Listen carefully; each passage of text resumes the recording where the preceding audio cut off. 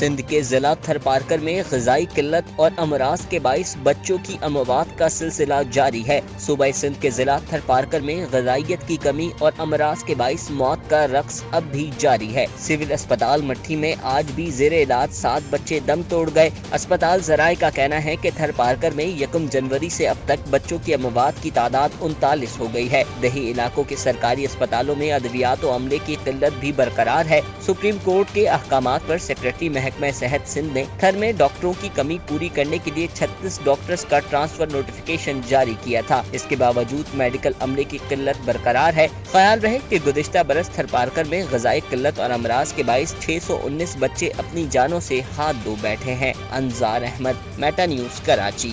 Meta news کی videos دیکھنے کے لیے میٹا نیوز یوٹیوب چینل کو سبسکرائب کریں اور فیس بک پیج کو فالو کریں تاکہ آپ آنے والی ویڈیوز سے باخبر رہ سکیں۔